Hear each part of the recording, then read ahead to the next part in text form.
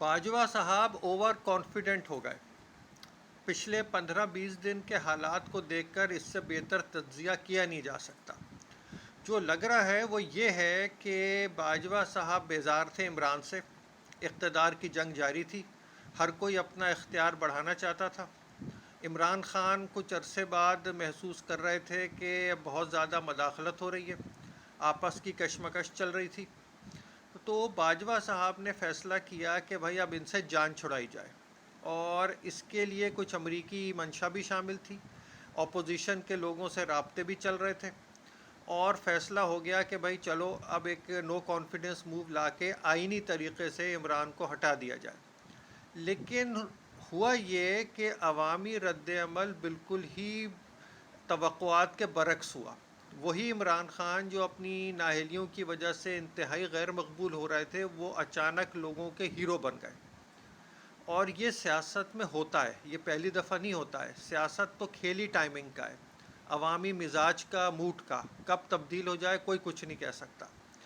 باجوہ صاحب نے یہ سوچا کہ میں جو چاہے کروں گا، عوام آمنا صدق نہ کرے گی، لیکن ایسا ہوا نہیں۔ 11 اپریل کی رات کو جب عوام سڑک پہ نکلی تو پورا کھیل الٹ ہو گیا، اور یہ خود پی ٹی آئی والوں کے لیے بھی انتہائی حیرت کا باعث تھا کہ لوگ اتنی بڑی تعداد میں باہر آئیں گے۔ باجوہ صاحب کے لیے تو بالکل بھی نہیں۔ اب فیصلہ یہ ہوا کہ بھائی اس کو کیسے مینیج کیا جائے۔ پہلے تو وہی زور زبردستی کے سوچا گیا کہ بس جو ہو گیا ہو گیا، لیکن اب آثار یہ لگ رہے ہیں کہ کوئی دوبارہ جسے کہا جاتا ہے نظر ثانی کی جا رہی ہے۔ اب اس کی وجہ یہ ہے کہ پاکستانی تاریخ میں پہلی دفعہ عوامی سطح پر آرمی چیف کو اتنا برا بھلا کہا گیا ہے۔ یعنی حجام کی دکان پر بھی یہی بات ہو رہی ہے، سبزی والے کی بھی، گھروں میں بھی، اسکولوں میں بھی، ہر جگہ۔ تو یہ رد عمل جو ہے یہ پاکستانی تاریخ میں ایک ایسی چیز ہے جس نے ہمارے فوجی رہنماؤں کو بھی بہت کچھ سوچنے پر مجبور کر دیا ہوگا، خاص طور سے جونیئر افسران بھی۔ اور وہی اثرات اب معلوم ہو رہے ہیں جس میں آپ نے دیکھا ہوگا کہ جو نااہلی کی کوشش کی گئی عمران خان کی، وہ ابھی ملتوی کر دی گئی ہے۔ اب الیکشن کمیشن پر لازم نہیں ہے کہ وہ 30 دن میں فیصلہ لے۔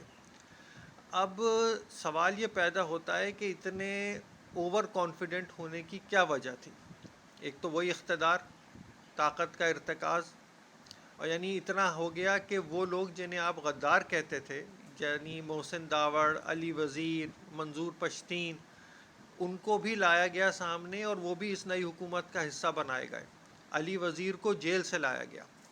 میرا تو پہلے دن سے یہ خیال ہے کہ یہ تینوں لوگ کبھی بھی غدار نہیں تھے، یہ کبھی بھی اسٹیبلشمنٹ کے خلاف بھی نہیں تھے، یہ ہمیشہ اسٹیبلشمنٹ کے ہی طرف سے بات کرتے تھے، صرف ان کا انداز بیاں مختلف تھا۔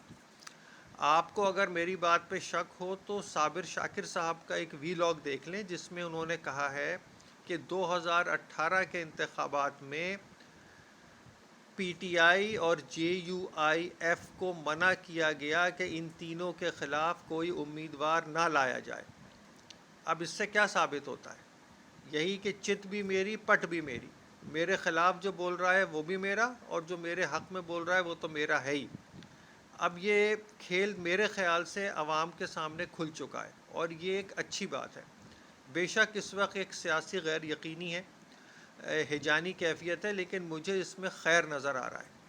وہ ایسے کہ اب لوگوں میں بہت سی چیزوں کا علم ہو چکا ہے، اور اب وہ احتساب کرنے کے لیے تیار ہے، اور یہ احتساب فطری ہوگا، جعلی نہیں ہوگا۔